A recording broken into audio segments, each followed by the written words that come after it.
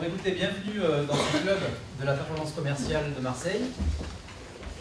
Est-ce qu'il y en a qui viennent pour la première fois? Très bien. Merci, bienvenue. Alors, les clubs de la performance commerciale, en quelques mots, c'est un format qui existe depuis une dizaine d'années. Les clubs sont organisés conjointement entre l'UPE13, qui nous reçoit aujourd'hui, et les DCF, les dirigeants commerciaux de France, qui est une belle association qui va fêter ses 90 ans au mois de janvier et dont la mission est la valorisation et la promotion de la fonction commerciale. Est-ce que, dans les entreprises bien évidemment, mais également dans les écoles, on intervient beaucoup dans les écoles. Est-ce que vous savez qu'il manque sur le marché chaque année en France plus de 150 000 commerciaux? Si vous ne savez pas quoi faire dans la vie, faites commercial. Bon, il faut être bon.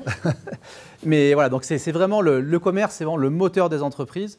On a un déficit d'image de la fonction auprès des jeunes notamment. Et c'est vrai qu'au DCF, on s'attache vraiment à valoriser ce métier, ce que moi je considère être le plus beau métier du monde. Moi, ça fait 25 ans que je fais ce métier-là, que je fais du commerce, j'adore ça. Et je trouve ça passionnant comme activité. Et malheureusement, encore une fois, auprès des jeunes, ça n'a pas forcément toujours bonne presse. Pour en revenir au club, donc les clubs de la performance commerciale, on traite de ce sujet phare, bien évidemment. Et c'est un sujet qu'on aborde sous 3 angles. Donc l'idée, en fait, c'est de vous construire un programme sur une année où on va traiter donc 3 facettes de la performance commerciale. 1, les techniques classiques de vente. Donc vous avez des intervenants qui viennent nous parler de, qu'on a eu le mois dernier, par exemple, à Marseille, comment faire une proposition commerciale efficace, comment passer le barrage d'une secrétaire au téléphone. On revient aux fondamentaux, mais qui sont bien évidemment importants quand on fait du commerce. Donc on traite les techniques classiques de vente, ça c'est un premier sujet. On traite également du digital, alors ça va être l'objet de la session d'aujourd'hui, puisque le digital s'est invité de la partie dans nos entreprises et dans nos actions de développement commercial. Donc technique de vente, le digital, et puis le savoir-être. On a par exemple des intervenants chaque année, ça j'y tiens absolument, d'avoir quelqu'un qui vient nous parler de la prise de parole en public, par exemple. On a eu l'année dernière quelqu'un, Anne Angebault, qui nous a fait le parallèle entre le savoir-être et l'approche théâtrale, donc avec comment utiliser les techniques de théâtre quand on est en entretien commercial. Bref, plein de sujets qui, moi, me passionnent et qu'on essaye de vous amener au travers d'intervenants. Alors, pourquoi je parle d'intervenants? Parce que, bien évidemment, ces clubs ne pourraient pas exister sans des intervenants. Donc, à chaque fois que j'anime un club, je fais des appels à candidature. Donc, si parmi vous ou dans vos entourages, vous avez des personnes qui se sentent l'âme de venir animer un club, n'hésitez pas à revenir vers moi et à m'en faire part. Parce qu'encore une fois, les clubs, il y a Marseille aujourd'hui, mais on a des clubs sur Aix-en-Provence, sur Aubagne, sur Martigues, Arles également. Donc tout ça mis bout à bout, ça fait un club par semaine, ce qui d'ailleurs vous donne l'opportunité, si vous ratez pour X raison des problèmes d'agenda un intervenant, vous savez que cet intervenant, vous allez pouvoir le retrouver sur d'autres clubs de la région. Voilà. Alors Marianne, elle a disparu, Marianne, mais bon, Philippe nous a dit un mot sur l'UPE13 qui nous reçoit. Alors aujourd'hui, on va parler du social selling, qui est un terme barbare qui a été encore une fois inventé par les anglo-saxons. Alors les anglo-saxons, ils nous cannibalisent, mais c'est vrai que dès lors qu'on parle de digital, forcément, on doit faire face aux anglo-saxons. Alors je fais le test de la zapette, voilà. Si on met sur on, ça marchera mieux. Alors juste en 2 mots me présenter. Donc moi je suis Olivier Alossio. Alors j'ai un mandat aux dirigeants commerciaux de France, donc je suis adhérent au DCF depuis 8 ans.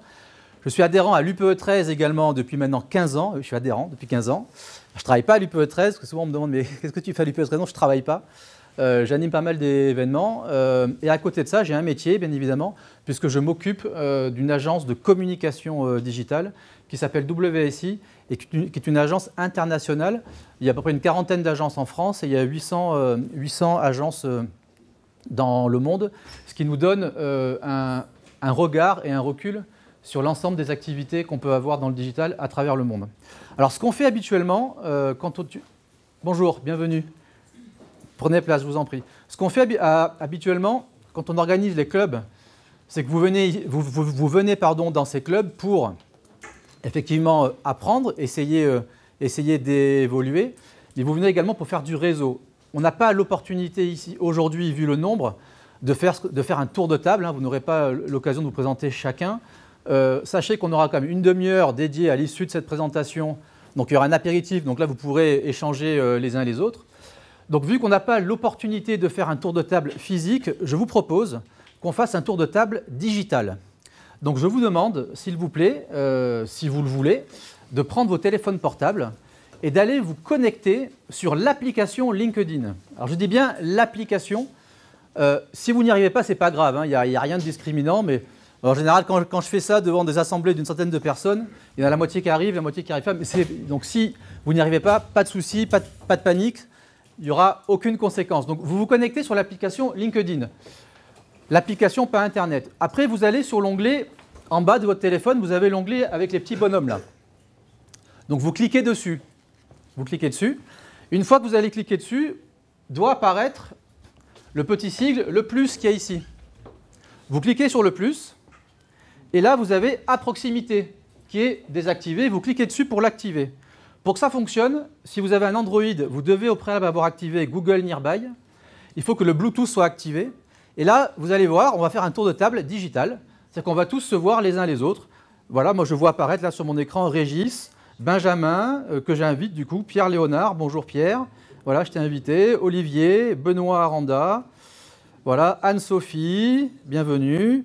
Antoine Boutet, alors j'invite tout le monde, hein, on fait un tour de table digital, j'en profite, comme ça on se connecte tous ensemble sur LinkedIn. Grégory, bonjour Grégory. Voilà, j'ai un deuxième Grégory Bosque, bonjour. Voilà, Stéphanie, qui travaille chez CAFPI. J'ai Thomas Lepage, qui est expert en marketing digital, bonjour Thomas. Voilà, Aurore, vous les voyez apparaître, tout le monde, vous voyez apparaître, voilà, Fanny, Hélène Fer. Christophe Avignon, pardon? Quantifié, c'est-à-dire le nombre. Là, dans la salle, on est à peu près 80.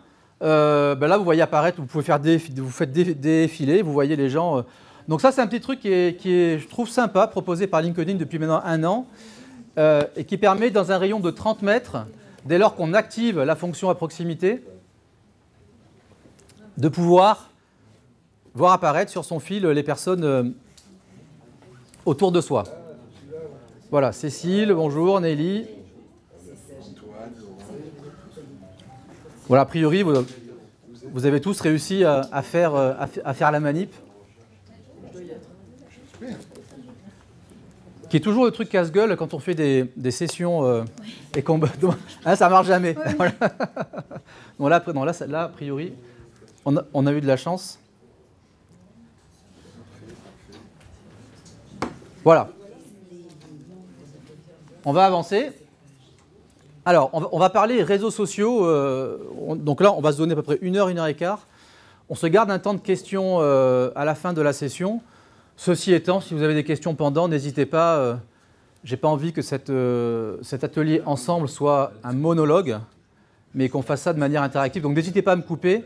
Je vous mets à l'aise. Hein, il n'y a pas de questions bêtes ou de questions tabous. Lâchez-vous. Moi, j'en apprends tous les jours. Moi, je partage avec vous mon expérience. C'est tout ce que je vais vous raconter. Tout ce que je vais vous raconter pendant l'atelier sont des choses que je fais moi-même, d'accord, et également des choses que je fais chez mes clients, bien évidemment. Donc, je partage un retour d'expérience. Je suis moi également très demandeur de vos retours d'expérience si vous en avez sur le sujet. Personne n'a la science infuse dans le digital, il faut bien le comprendre. Donc, c'est vraiment par le retour d'expérience de chacun qu'on s'enrichit. Des bonnes pratiques, des erreurs. Moi, j'ai commis des erreurs également, je les partagerai avec vous. Je vous partagerai également des erreurs qui ont été faites par des personnalités sur les réseaux sociaux. Vous verrez, c'est assez marrant. Mais c'est comme ça qu'on apprend. Voilà. Dans la vie, il n'y a pas d'erreur. Soit on gagne, soit on apprend. Ce n'est pas de moi, c'est de Mandela. Voilà. Donc ça, c'est important de bien le comprendre parce que dans le digital, ce qu'il faut avoir à l'esprit, c'est qu'on est sur de la technologie. Moi, j'adore la technologie, mais la technologie pour la techno, pour moi, ça n'a pas trop de sens. En revanche, quand la technologie elle est au service d'un usage bien précis, c'est là où elle commence à m'intéresser. Donc c'est ça qu'on essaye d'aller chercher dans la techno et dans le digital. Alors on va parler social selling.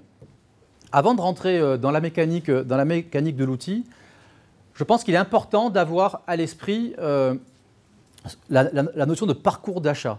C'est-à-dire qu'il y a un truc qui a révolutionné nos comportements, c'est ça. Okay, voilà, ça, c'est le téléphone portable. Ça a changé la donne. Et donc Google, il y a maintenant 5 ans, avec un gros cabinet de conseil américain, a fait une grande étude dans le monde pour essayer de comprendre ce qui se passait dans la tête de nos prospects, ce qui se passait dans nos têtes à nous, dès lors qu'on veut acheter un produit ou un service. Et donc Google a modélisé le parcours d'achat pour vous la faire très simple. Ils l'ont modélisé, ils l'ont défini en 3 grandes étapes. La première étape qu'on appelle la sensibilisation, la deuxième étape qu'on appelle la phase d'intérêt et la dernière étape en fait qui est la phase d'achat, la phase d'action. Je ne rentre pas dans, on pourrait passer une demi-journée là-dessus, ce n'est pas trop le sujet, mais ce que je veux que vous compreniez, c'est qu'aujourd'hui, avec 9 personnes sur 10 qui se renseignent d'abord sur Internet et ou les réseaux sociaux avant d'acheter un produit ou un service, quand on est une entreprise et qu'on souhaite faire du business, si on est absent de ces supports, mécaniquement, on se coupe d'une partie de son marché. Ça, c'est le premier point. Ensuite, sur le fonctionnement des réseaux sociaux, toute la communication et tout l'effort, il doit être fait sur la phase amont du parcours d'achat, ce que Google appelle la sensibilisation. On peut comparer un réseau social aux 4x3 dans la rue. Les 4x3 dans la rue, c'est de l'affichage. Donc les 4x3 dans la rue, vous êtes en voiture, vous passez au feu vert, on ne s'arrête pas, c'est le feu rouge, boum, vous levez la tête. Vous voyez la Fnac qui fait un bel ordinateur en promotion à 499 € parce que c'est l'anniversaire de la Fnac. Ça tombe bien, c'est l'anniversaire de votre fille la semaine prochaine, vous ne savez pas quoi lui offrir, vous filez à la Fnac. Si vous n'aviez pas vu ce message-là, cet affichage, vous n'y seriez jamais allé. Les réseaux sociaux, c'est la même chose, à part qu'on est sur du numérique, c'est de l'affichage numérique. Et donc, il est important de comprendre la différence qu'on a quand on construit une stratégie digitale entre une stratégie sur Google et une stratégie sur les réseaux sociaux. Les deux sont importants et les deux obéissent à des règles complémentaires mais différentes. Sur Google, c'est un moteur de recherche. Donc on vient sur le moteur de recherche pour avoir des réponses à des questions que l'on se pose. En revanche, sur un réseau social, on n'y vient pas faire des recherches. On vient faire 3 choses sur un réseau social. 3 choses. La première, on vient informer. C'est un média, comme c'est de l'affichage, donc c'est un média qui vous permet d'aller pousser de l'information. J'étais au stade avec Jean-Philippe la semaine dernière pour voir cette belle victoire de Lille. Tu as informé ton public de l'OM. Voilà, belle victoire contre Lille de l'OM, bien évidemment. Voilà, parce que c'était une belle victoire.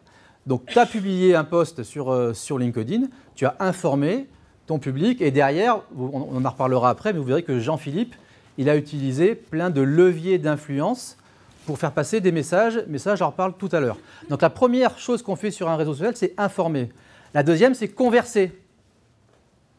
Converser, c'est un réseau social. Sur un réseau social, il y a le mot social. Donc on est là pour interagir, entrer en relation avec des personnes, chose qui est, vous en convenez, beaucoup plus difficile à faire sur Google. On n'a pas l'idée d'aller sur Google pour converser. Si on veut converser, on va au bistrot du coin, dans des soirées ou sur des réseaux sociaux. Et c'est assez incroyable les rencontres qu'on arrive à faire sur des réseaux sociaux professionnels. On va rester dans le cadre professionnel, vous m'avez compris. Ça, c'est le but de l'atelier, c'est professionnel. Donc, 1, je viens informer. 2, je viens converser. Et 3, c'est un média d'influence. Bonjour, je vous en prie, prenez place. Merci. On vient influencer. Et sans faire de psychologie, on rentrera tout à l'heure, vous verrez dans quand même les mécanismes de base, les principes de base de l'influence. Parce que là aussi, dans des stratégies gagnantes, notamment sur LinkedIn, si vous ne comprenez pas les mécanismes de base de l'influence, derrière, vous n'aurez pas forcément les résultats escomptés. Alors, on a plusieurs choses à voir. Moi, le message que j'ai envie de faire passer, je l'ai dit en préambule, mais je le répète, moi, je n'ai pas la science infuse. Tout ce que je vous raconte, c'est des choses que je fais. Donc, je vous montrerai des exemples très concrets de qu'est-ce qu'on appelle le social selling. Vous verrez également des choses, des résultats que vous êtes en droit d'attendre dès lors qu'on a une démarche structurée et qu'on commence à agir avec l'outil. À la fin de la présentation, je partagerai avec vous un petit outil qui permettra, pour ceux qui veulent aller plus loin, de pouvoir s'évaluer, puisque LinkedIn, vous verrez, nous donne un outil pour nous évaluer selon les critères que lui considère importants. On va balayer également la méthode en 3 étapes pour réussir à générer des résultats sur le réseau social. Mais encore une fois, c'est beaucoup d'expérience, de bonnes pratiques que j'ai envie de partager avec vous. Et je suis vraiment demandeur de vos retours, parce que je sais que dans la salle, il y en a qui sont très actifs sur le réseau social. Donc s'il vous plaît, partagez également avec nous vos bonnes pratiques. Alors, la formule magique. S'il y a une chose à retenir de ce qu'on va voir là pendant l'heure qu'on passe ensemble, c'est ça. C'est vraiment qu'est-ce qu'on vient chercher sur un réseau social dès lors qu'on veut avoir des résultats. On vient activer 2 leviers. Le premier, c'est la visibilité. Expliquez-moi, sur un marché, comment on fait pour vendre si on n'est pas connu, si on n'est pas visible. Quand on prend son téléphone et qu'on essaye d'aller prospecter, c'est un acte de visibilité. On essaye de se rendre visible auprès de prospects potentiels. La grosse force du digital, c'est qu'on peut la démultiplier. Vous verrez, on en parle après, il y en a qui font bien mieux que moi dans la salle, mais avec une démarche structurée, un peu de pratique et 6 à 9 mois de temps, vous pouvez très facilement, et j'emploie le terme exprès, générer plus de 10 000 vues par mois sur votre activité, tous les mois sans payer. Tous les mois sans payer. Alors, on n'est pas là, ce n'est pas la course à la visibilité pour la visibilité. C'est bien d'être connu sur un marché, mais c'est encore mieux d'être reconnu. Et ça, c'est le deuxième levier qu'on vient chercher, c'est la confiance qu'on va créer autour de votre marque, autour de votre personne. Si on est connu et qu'on raconte des conneries, excusez-moi du terme, ça fait l'effet inverse. En revanche, si on arrive à se rendre visible et qu'en plus, on vient chercher ce levier, ce pilier fondamental de la vente, qui est la confiance et la crédibilité, ben là, on a tout gagné et on est vraiment dans la durée sur les 2 piliers qui vont faire qu'on va avoir des résultats. Et là, je dirais, peu importe qu'on fasse de la vente, qu'on fasse de la notoriété, qu'on fasse du recrutement ou qu'on cherche un boulot. Je cherche un boulot, il faut que je me rende visible auprès de recruteurs et que derrière, je puisse générer de la confiance autour de ma personne pour être embauché. Moi, mieux que mon petit collègue avec lequel je serai en concurrent. C'est pareil chez un client. Un client il va vous acheter un produit ou un service d'abord parce qu'il a un problème réel et sérieux, que votre produit y répond, certes, mais on n'est pas le seul à le faire, mais parce qu'il aura plus confiance en vous en tant que personne, pour réaliser la prestation concernée. Donc ça, c'est vraiment les 2 leviers et les 2 piliers qu'on vient essayer de chercher quand on fait du social selling. Alors tout à l'heure, je vous parlais de technologie. Alors certes, LinkedIn, c'est un réseau social, on a une interface numérique, mais ce n'est pas pour autant que les codes sociaux, les codes de la vraie vie ne s'appliquent pas. Avant de maîtriser l'outil, il compte franchement, il compte pour 10% de votre réussite sur le réseau social. Un outil, c'est un outil. À manier un outil, ça s'apprend. Voilà. Pardon ? C'est rassurant. Si c'est 10% dans la réussite, mais oui, mais alors, manier l'outil, franchement, la technique de l'outil, et c'est de plus en plus simple. En plus, là, ils ont refait leur interface il y a maintenant 2 ans, 2 ans et demi. Alors, forcément, quand on est dedans tous les jours, ça paraît facile, mais dès lors qu'on est formé, voilà, on est formé à la mécanique de l'outil, ça va compter que pour 10%. Ce qui va d'abord compter, c'est votre attitude, c'est votre comportement. On ne fera jamais d'un âne un cheval de course. Je suis désolé de vous dire que si vous êtes très mauvais vendeur dans la vraie vie, vous serez très mauvais vendeur sur les réseaux sociaux. Même ça va être pire, ça va être contre-productif. Parce que dans la vraie vie, il y a peu de gens qui le savent. Sur un réseau social, waouh, tout de suite, ça va prendre des proportions. Donc c'est d'abord une histoire d'attitude, de comportement, et on va voir effectivement quelle est l'attitude à adopter sur un réseau social comme LinkedIn pour atteindre ses objectifs. Je partage juste une chose, parce que je vois encore trop de commerciaux qui n'ont pas été formés, qui sont maladroits dans leur approche. Si vous venez pour vendre sur un réseau social, ça ne marchera pas. On va voir comment on fait effectivement pour vendre dès lors que personne ne vient pour acheter. Si je vous demande qui vient pour acheter sur LinkedIn, qui est déjà allé sur LinkedIn pour acheter quelque chose, si je vous posais la question, je crois qu'il y aurait peu de mains qui se lèveraient. D'accord ? Donc comment on fait pour vendre ? C'est là où c'est intéressant de comprendre que le comportement, c'est lui qui va faire la différence. Et donc d'une manière générale, puis après je vais un peu plus expliciter, notamment quand on va parler d'influence, d'une manière générale, votre attitude elle est prépondérante. Et vous devez avoir et adopter une attitude empathique. Mais c'est un peu comme dans la vraie vie. C'est qu'il faut d'abord s'intéresser aux autres, aux problématiques des autres, avant de parler de soi. Mais j'ai envie de vous dire, c'est comme dans la vraie vie. Si bonjour madame, voilà, je crois qu'on ne se connaît pas, on ne s'est jamais vu, on se voit pour la première fois.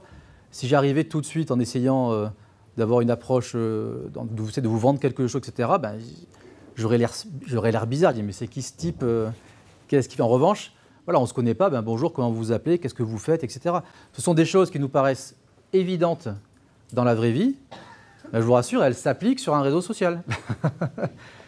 Et elles s'appliquent même encore plus. Alors, on va parler social selling, donc on va parler vente. Donc comment on fait pour vendre sur un réseau social comme LinkedIn dès lors que personne n'y vient pour acheter? C'est là où ça devient intéressant. Et je partage avec vous une méthode qui remonte aux prémices de la publicité. Là aussi, c'est la deuxième chose qui est intéressante de retenir, c'est que cette méthode, vous allez pouvoir l'utiliser dans toute votre communication. Là, on parle de communication digitale sur un réseau social, mais la méthode qu'on va voir ensemble, qui permet effectivement d'aller de ce que moi j'appelle se rendre achetable. C'est ça l'enjeu finalement. Puisqu'on vient sur un réseau social, personne n'y vient pour acheter, d'accord ? Si on y vient pour vendre maladroitement, on n'aura pas de résultat, on va créer l'effet inverse, d'accord ? Donc l'idée finalement, c'est de se rendre achetable. Quand Steve Jobs a créé son fameux iPhone en 2007, d'accord, personne ne l'avait imaginé. Donc il a su, derrière, créer le besoin, créer le désir, finalement, pour ce produit. Personne n'était allé sur... personne ne lui a soufflé l'idée, personne n'allait lui dire « Ok, moi je cherche un téléphone qui fait ci, qui fait ça, etc. » Donc il a su, c'est un exemple qui est très connu, mais finalement se rendre achetable. Et donc c'est comment on fait. Donc tout l'enjeu, ça va être pour vous, comment on fait pour se rendre achetable. Et donc ça tient en 4 lettres. Et la méthode que je partage avec vous, c'est la méthode AIDA. La méthode AIDA, c'est une méthode qui a été inventée dans les années 60, à l'époque où la publicité a commencé à prendre un grand essor, notamment avec les cigarettiers, etc. Alors, ce qui est génial, c'est que AIDA, on me l'a enseigné en école de commerce il y a 25 ans. Je n'ai rien inventé. Mais ça continue de s'appliquer. Et ce qui est top, c'est que ça s'applique, encore une fois, dans toute votre communication, qu'elle soit écrite, qu'elle soit orale, qu'elle soit en vidéo, qu'elle soit sur un réseau social, qu'elle soit sur un billet de blog, qu'elle soit sur un site internet, qu'elle soit sur une page de vente, si vous avez des pages de vente sur vos sites web. Et la méthode AIDA, finalement, elle consiste en quelque chose qui est du bon sens, qui est assez simple. La première, c'est quoi?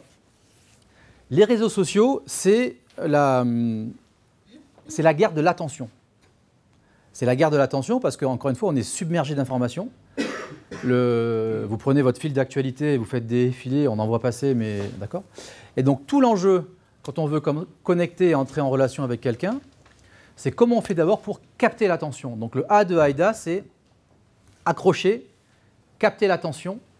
Alors on pourrait faire une matinée sur les accroches hypnotiques, etc., etc. Mais l'idée, c'est de pouvoir, avec un visuel, donc c'est là où on va commencer un peu à entrer dans le contenu, mais sur les réseaux sociaux, pourquoi les visuels sont importants?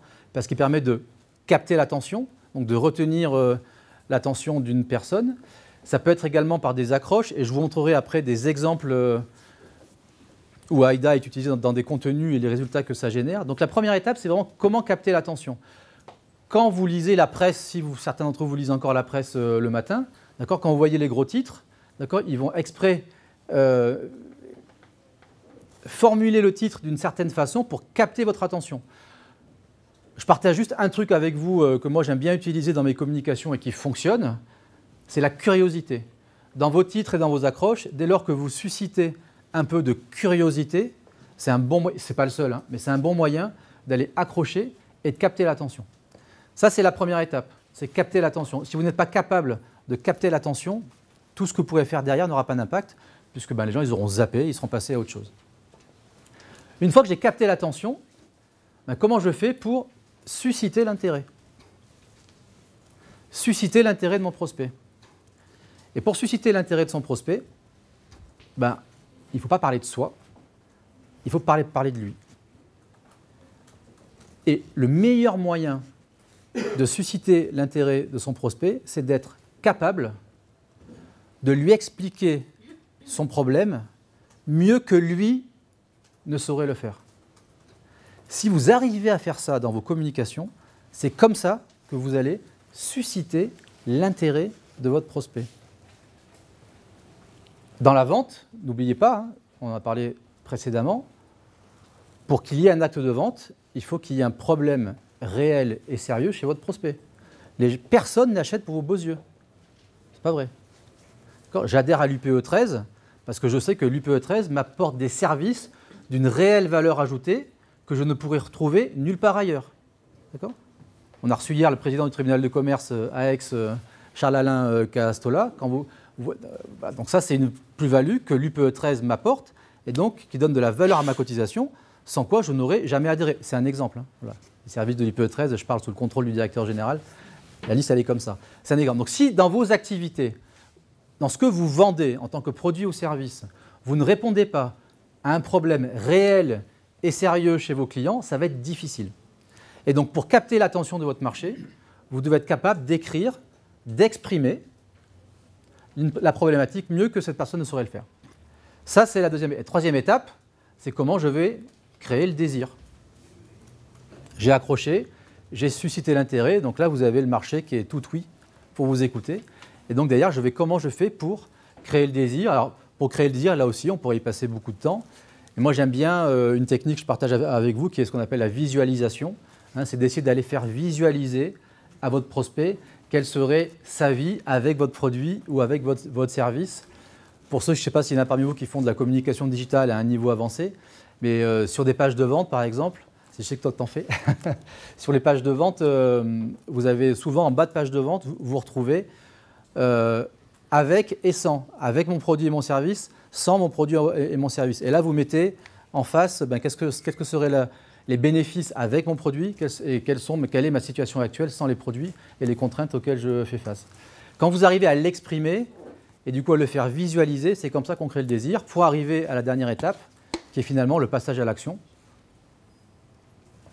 Tout contenu, toute communication sur un réseau social doit inciter à une action.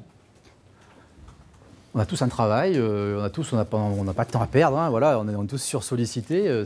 À moins que voilà, on ait tous du temps à gaspiller, le temps c'est ce qu'on a de plus précieux. Donc quand on rédige un contenu, quand on fait un post, il faut toujours avoir ça à l'esprit. Quel est l'objectif de ce post et qu'est-ce que je veux faire à mon internaute quand il va lire cette publication. Aïda, retenez à utiliser sans modération dans toutes vos communications. Voilà. Alors maintenant, on va rentrer dedans. Maintenant qu'on a vu un peu les grands principes, donc on a vu qu'on allait chercher la visibilité et la confiance sur un réseau social. Parce que si on active ces deux piliers, bien évidemment, on va pouvoir créer dans la durée une relation de confiance avec son marché et du coup mettre de son côté plus de chances pour atteindre ses objectifs. On a vu l'importance d'accrocher. Sur les réseaux sociaux, c'est la guerre de l'attention. La guerre de l'attention. Est-ce que vous savez, j'ai appris ce il n'y a pas longtemps, c'est un client qui me l'a fait remonter, quand vous prenez votre pouce avec votre téléphone et que vous faites défiler votre fil d'actualité, en moyenne par jour en France, quelle est la longueur du fil d'actualité ? 9 mètres. 9 mètres. Donc vous prenez votre pouce, là, tac, tac, tac, en moyenne, tout internaute confond. C'est une moyenne. Donc si je posais la question à ma fille qui a 17 ans, à mon avis, on est à 150 mètres. Mais voilà, donc c'est une moyenne. Donc la guerre de l'attention, elle est bien là. C'est comment je fais pour capter et accrocher. Pardon ? Et ça tous les jours. Tous les jours. Moyenne. Donc non, il y a un vrai enjeu sur l'accroche et effectivement susciter l'intérêt. LinkedIn. Alors, LinkedIn est un réseau social professionnel qui fonctionne comme tous les réseaux sociaux, avec la clé d'entrée qui est votre profil individuel. Vous avez tous un profil LinkedIn ou pas, à peu près ? Ouais. Mais si vous n'en avez pas, c'est pas grave, il n'y a pas de... Moi, je vais vous dire, moi j'y suis actif depuis 5 ans. J'avais ouvert un compte en 2005, Mais pendant 10 ans, je faisais comme tout le monde, j'avais mes 250 contacts et je pensais que c'était un CV en ligne. Voilà. Puis un jour, je suis parti me former aux États-Unis. Puis là, quand j'ai dit les Américains, ils m'ont ouvert les yeux. J'ai dit waouh, on peut faire tout ça avec ce réseau social. Donc j'ai commencé à m'y intéresser, à m'activer, à pratiquer et à faire ce que je fais aujourd'hui. Mais donc il n'y a pas de, encore une fois, il n'y a pas de mauvaise posture, etc. C'est pas le sujet. Mais quand on touche du doigt ce qu'aujourd'hui le réseau social est capable de nous apporter, franchement, ça vaut le coup de s'y intéresser un minimum. Et puis, oui. La date de création, LinkedIn, c'est 2003 ou 2004. 2003. Ouais. Et on oublie, mais c'était avant Facebook. Ils ont fait jackpot, parce qu'ils ont vendu à Microsoft il y a 3 ans pour 26 milliards de dollars.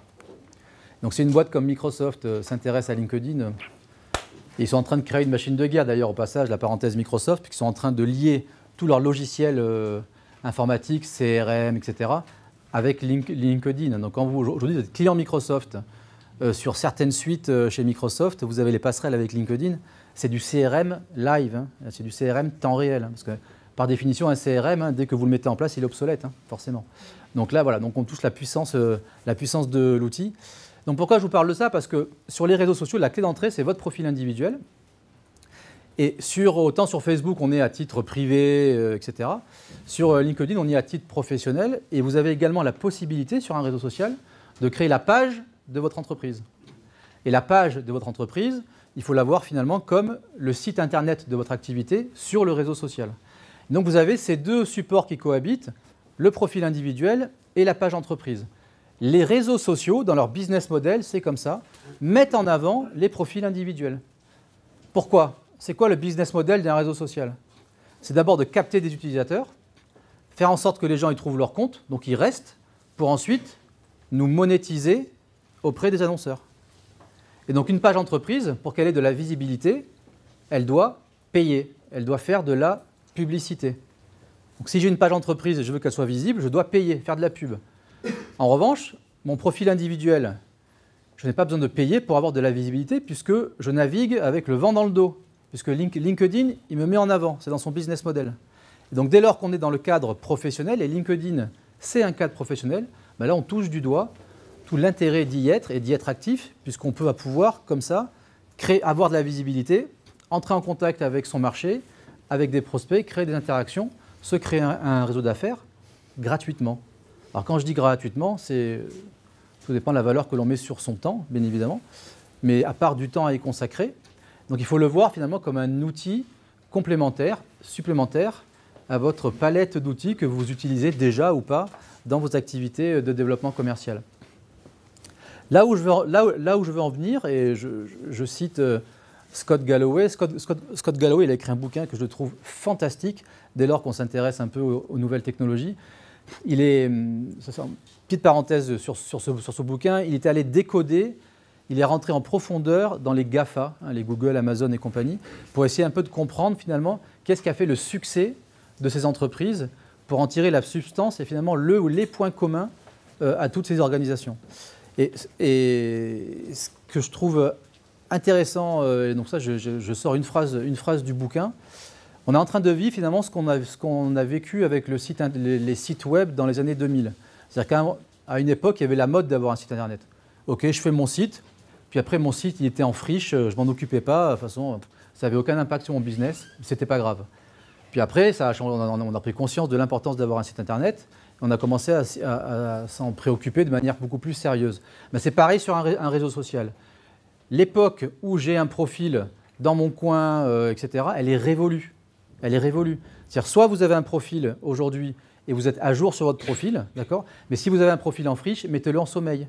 Vous le dépubliez, parce que ça va être contre-productif, ça va vous desservir. Quand vous rentrerez au bureau cet après-midi, faites le test, vous tapez votre nom et votre prénom sur Google et vous regardez ce qui remonte. Et vous vous dites, est-ce que ce qui remonte en première page de Google, c'est l'image que j'ai envie de véhiculer de moi sur le marché? Est-ce que c'est aligné? Est-ce que c'est cohérent avec les valeurs que je défends tous les jours chez mes clients? Vous vous posez juste cette question-là. Et c'est en ça parce que les réseaux sociaux sont indexés sur Google. Donc, dès lors qu'on est présent sur un réseau social, Google, il indexe, on tape votre nom et votre prénom, et boum, il y a de grandes chances que ça remonte en première page, voire même tout en haut des résultats. Et donc, moi, je vous invite vraiment à être très vigilant là-dessus, à savoir, j'ai un profil, ok, il est carré, il est en phase avec ce que j'ai envie de véhiculer sur le marché. Ok, sinon, vous le mettez en sommeil et vous prenez le temps qu'il faut pour le remettre à jour, parce que vraiment, ça peut être contre-productif dès lors qu'on fait du business. Moi, je le vis tous les jours, mais vous devez le vivre aussi. Vous recevez un fournisseur, quelqu'un que vous ne connaissez pas, ou un candidat. Je crois que dans la salle, il y a des gens qui travaillent dans le recrutement. J'ai vu sur le... Réflexe, vous n'avez jamais entendu parler de cette personne-là. Qu'est-ce que vous allez faire? Google. Qui n'a jamais googlisé personne? Franchement. Donc là, il y a les deux faces de la médaille, d'accord? Tout dépend de quel côté on se situe. Soit vous utilisez ça comme une arme d'influence, et pour vous c'est un point positif, soit ça peut vous desservir. Donc il faut vraiment faire attention à ça. Donc encore une fois, le temps il est révolu où on avait juste ce profil entre guillemets en friche. Alors avant de partir bille en tête sur le réseau social, la première question à se poser, c'est de savoir pourquoi j'y vais. Ça paraît bête dit comme ça, mais c'est essentiel. Parce que si vous y allez sans objectif aucun ou de manière un peu déstructurée, un, vous allez perdre votre temps, et deux, vous n'aurez jamais de résultat. Je préfère vous le dire maintenant. Moi, ça fait 5 ans et demi que j'y suis actif. J'ai des clients chez WSI, on a dû former à peu près, que vous ayez un ordre d'idée en France, rien qu'en France, depuis 5 ans, 1500 commerciaux à l'utilisation de l'outil. Donc on voit à peu près quand même, modestement, ce qui fonctionne un peu moins bien. On a commencé exactement en 2013. Donc, il faut voir ça un peu d'une manière militaire. J'y vais avec un plan structuré. Mais de la même manière qu'on passe beaucoup de temps à faire un site internet, je vous invite vraiment à vous poser les bonnes questions sur votre profil individuel. Vous devez vous voir et vous considérer comme une marque. On est tous sa propre marque. Ça vous parle, les notions de personal branding un petit peu? C'est un terme qui est un peu à la mode, qui revient de plus en plus. Mais c'est ça qui est génial, parce que quand on fait du développement commercial, ok, on navigue avec la pancarte de son entreprise, on vend un produit ou un service, mais au final, le commerce, ça reste du relationnel. Et les gens, c'est à vous qu'ils vont acheter. C'est toi qui vas acheter, parce qu'il aura confiance en toi. Et donc l'outil, c'est finalement un vecteur pour vous, un levier de vous marketer et de vous considérer comme une marque. On verra après, je partagerai avec vous trois leviers assez simples à mettre en place sur un profil pour vous aider à vous mettre le pied à l'étrier peut-être. Donc l'objectif, pourquoi j'y vais? Pour trouver des clients, c'est un bon objectif. Pour prendre des rendez-vous, moi ça me va bien, c'est un bon objectif. Pour parler de mon entreprise, travailler sur la notoriété de mon organisation, moi ça me va bien. Pour trouver du boulot, pour chasser des talents, si je fais du recrutement. Pour flâner, si c'est pour flâner, moi ça me va. Ou si vous avez du temps, c'est très bien. Il n'y a pas encore une fois, il n'y a pas de bon, il n'y a pas de mauvais objectif. C'est à vous de savoir ce que vous voulez faire. Pour être performant, il faut y consacrer un peu de temps quand même. D'accord ? Le temps, ça a de la valeur. Donc tant qu'à faire, autant y être de manière structurée et ordonnée. Et donc il faut vraiment passer en amont du temps à bien comprendre quels sont les ressorts de votre marque et de votre personnalité. Alors, avant de rentrer dans l'outil, je vous mets en garde sur un point. Alors, on n'est pas sur un atelier de développement personnel, mais encore une fois, je partage avec vous des retours d'expérience. Et voilà, je vous sensibilise juste à ce point-là. Ce qui est vraiment important, c'est de comprendre que sur un profil LinkedIn, d'accord, mais c'est vrai sur un réseau social en général, vous devez être congruent avec vous-même. Vous devez être aligné. Ça veut dire quoi être aligné? Vous devez à minima développer un peu de confiance en soi. C'est-à-dire que si ce que vous faites dans la vraie vie, dans la vie, ça ne vous plaît pas, si l'entreprise dans laquelle vous travaillez, ça ne vous convient pas, si le produit ou le service que vous vendez, vous n'avez pas trop confiance, ça va se voir sur un réseau social et encore une fois, ça va se retourner contre vous. Alors, dit autrement, si vous avez une grande confiance en vous, si vous croyez vraiment dans ce que vous faites, à ce moment-là, ça va se voir, ça va transpirer également sur un réseau social. La vente, c'est du transfert d'émotions. Retenez ça. La vente, c'est du transfert d'émotions. Les gens achètent d'abord achètent par les émotions et ensuite ils vont utiliser le cerveau gauche pour justifier leur achat. Mais on achète d'abord par de l'émotion. Et les émotions, elles se véhiculent sur un réseau social. Elles se véhiculent dans la vraie vie, d'accord ? Mais sur un réseau social, ça se voit. Et à l'inverse, l'inverse est vrai aussi. Donc si vous n'avez pas confiance en vous, si vous balbutiez, si vous y allez qu'à demi-pas, etc., ça va se voir. Et donc ça ne marchera pas. Et donc la première étape, une fois qu'on a posé ces objectifs, c'est de faire un minima, un petit travail sur soi. Je ne dis pas d'aller consulter, etc. C'est pas ce que je suis en train de vous dire. Mais déjà se poser les bonnes questions. Ok, est-ce que ce que je fais finalement, c'est ce que j'ai envie de faire. Voilà. Est-ce que ça s'inscrit dans ma mission de vie? Est-ce que je suis bien? Est-ce que je suis à l'aise avec les valeurs que je défends? Tiens, d'ailleurs, c'est quoi mes valeurs? Je vous invite à aller voir une vidéo de Steve Jobs. Alors moi, je parle beaucoup de Steve Jobs, mais j'ai lu sa bio, malheureusement, quand il est décédé il y a 8 ans. Je suis un fan, parce que c'est vraiment du bon sens. Il a fait une vidéo qui remonte à 84. Et en 84, Steve Jobs, il nous parle déjà de la guerre de l'attention. Imaginez, 1984. Et il nous explique, donc c'est une vidéo qui s'appelle « Le marketing par les valeurs ». Ah, elle est en anglais. La qualité est pourrie, 1984. Mais déjà en 84, je considère moi Steve Jobs comme étant un génie du marketing, un visionnaire. Il nous expliquait qu'une marque, qu'un individu, on a très peu de chance et très peu de temps pour laisser une trace. Qu'est-ce que les gens vont se rappeler de votre marque et de vous? Donc l'espace, il est très limité. Donc si on n'est pas aligné sur ces valeurs et si on n'est pas OK avec ça, en phase avec ça, si on n'a pas un minima un peu de confiance en soi, ça va être très difficile de réussir sur un réseau social. Raison pour laquelle 90% des gens qui sont sur LinkedIn publient jamais rien. Publient jamais rien, principalement parce qu'ils n'osent pas. Ils n'osent pas, ils n'ont pas un plan derrière, etc., etc. Alors moi, je partage juste deux, trois trucs avec vous que je fais et qui m'ont beaucoup aidé à développer de la confiance en moi. On vit à l'ère du digital, c'est quand même génial. Il y a une application que je raffole, c'est les TEDx.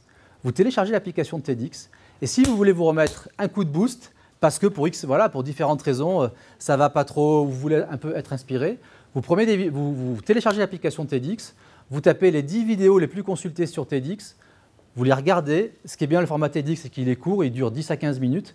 Et là, ça vous met une pêche, mais vous imaginez même pas. Et si vous faites ça tous les matins, là, je vous garantis, le matin, vous allez partir au combat, la fleur au fusil, c'est du pur bonheur. Moi, je fais ça, j'adore. Je lis beaucoup d'autobiographies de personnes qui ont réussi en partant de rien et qui ont fait des choses extraordinaires. Est-ce que vous connaissez Philippe Croizon? Ouais. Philippe Croizon, moi, quand je l'ai vu en conférence pour la première fois, c'était il y a 6 ans, j'ai pleuré. Mais je n'ai pas pleuré de pitié, parce que lui, il en rigole. Hein. Pas de bras, pas de chocolat, c'est sa blague préférée. Hein. D'accord ? Donc Philippe Croizon, pour ceux qui ne connaissent pas, c'est quelqu'un qui a eu un grave accident il y a maintenant une vingtaine d'années. Sur le toit de sa maison, le pauvre, il a été électrocuté. Il s'est retrouvé sans bras et sans jambes. 7 ans de dépression. Puis un jour, il s'est dit, mais c'est un message qui m'est venu. Je ne suis pas là par hasard. Et donc, il a décidé, tiens, qu'est-ce que je pourrais faire? Je vais traverser la Manche à la nage. Tiens, sans jambes et sans bras. Et il raconte, maintenant, il est conférencier professionnel, il écrit des bouquins, etc. Mais c'est hyper inspirant. Vous lisez le bouquin de Philippe Croizon, je vous garantis, vous repartez avec une patate de folie. La prise de parole en public. La prise de parole en public, c'est un excellent moyen. Et ça, quand on fait du commerce, on le fait tous les jours. On est tous amenés à parler devant des prospects, si on manage une équipe, à parler, etc. La prise de parole en public, c'est un excellent moyen pour vous aider, si tant est que vous en ayez besoin, un peu de confiance en soi. Donc la confiance en soi, c'est quoi le lien avec un réseau social? C'est que sur un réseau social, vous allez vous marketer. Et donc c'est de la communication qui est écrite. Donc si déjà on n'est pas à l'aise avec ses valeurs et si on n'est pas aligné avec ce que l'on fait, forcément on va mal savoir l'écrire, peut-être qu'on ne va pas l'écrire et on ne va pas utiliser tout le potentiel que l'outil propose. Voilà, je voulais juste faire la parenthèse par rapport à ça. Parce que c'est un élément important de réussite que l'on observe sur les personnes qui ont des résultats sur le réseau social. Là, il y a un conférencier que j'aime bien, qu'on a eu la chance d'avoir au DCF il y a 3 ans, qui est Michael Aguilar. Michael Aguilar, il a un cabinet de conseil en développement commercial. Et il y a 8-9 ans, il fait une pause dans sa carrière. Donc, il est passionné, Michael Aguilar, et il vous parle de croyances. Quand il vous parle de croyance et de foi, on est vraiment sur le transfert des émotions. C'est-à-dire que si on ne croit pas en ce qu'on fait, si on ne croit pas en ce qu'on vend, on ne met pas toutes les chances de son côté pour réussir.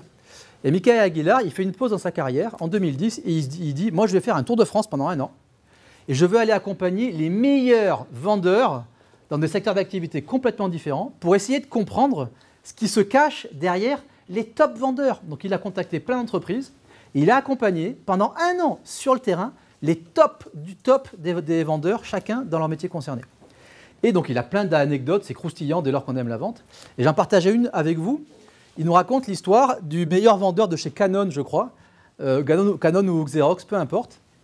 Et donc, le mec, ça gagne des millions d'euros. Hein. Là, on parle de la crème de la crème. Et il l'accompagne sur un rendez-vous commercial, le gros prospect. Il y va confiant comme d'habitude. Il y va pour signer. Et là, l'acheteur le reçoit pour lui dire qu'il choisit son concurrent. Il ne choisit pas lui. Le vendeur, dépité, merci monsieur le client, etc. Il rentre dans la voiture et là, il s'effondre. Il s'effondre devant Michael Aguilar. Il est sur son volant, il se tape la tête, etc. Et Michael lui dit, mais c'est pas grave, t'inquiète pas, déjà tu es au-dessus de ton quota, tu as déjà fait ton objectif, t'inquiète pas. Mais non, mais t'as pas compris, Michael. Le chiffre, je m'en fous. C'est qu'il a choisi la mauvaise solution. Il s'est planté, le client, il s'est planté. C'est que le mec, il est habité. Il est habité par son produit parce qu'il est archi convaincu que ce qu'il propose chez le client, c'est la meilleure solution. C'est la meilleure solution. Donc il y a cette notion de croyance qui est fondamentale quand on fait de la vente. Et sur le réseau social, ça vous permet de la décupler. Croyez-moi, ça transpire. Ça transpire. Quand vous arrivez à véhiculer ça, vous avez déjà fait une grande partie du chemin. Et là, vous voyez qu'on est très loin de l'outil. Quand je dis que l'outil c'est 10%, on en est mais à des années-lumière de l'outil. Voilà. LinkedIn. Pour revenir à des choses plus terre à terre. LinkedIn, donc, il y a 3 étapes, en gros, pour faire simple, si on veut avoir des résultats dans la durée. Je regarde la montre, hein, parce que le temps défile. Et bon, avec une demi-heure de battement entre l'apéritif, c'est parfait. J'ai ma marge de manœuvre. C'est facile. Ah, j'avoue, c'est facile. Donc, en gros, il y a trois steps. La première, vous l'avez compris, c'est de créer un profil, ce qu'on appelle orienté client. Hein, c'est que le profil, c'est pas un profil LinkedIn, ce n'est pas un CV.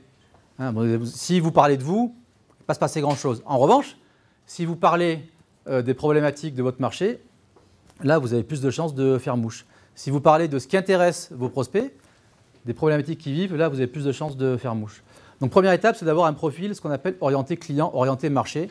Peu importe qu'on fasse de la vente, du recrutement, qu'on cherche du boulot, ça obéit au même code. Et puis, on va voir juste après 3 leviers d'influence qu'on peut retrouver sur un profil LinkedIn.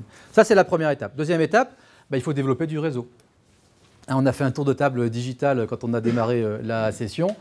Là, voilà, en vous connectez les uns les autres, typiquement, vous avez créé un peu de réseau. Et donc, le réseau, il faut le voir comme une audience. Beaucoup de personnes sont sur le réseau social. Sachez que si vous avez moins de 500 contacts sur votre profil LinkedIn, vous êtes quasiment invisible sur le réseau social.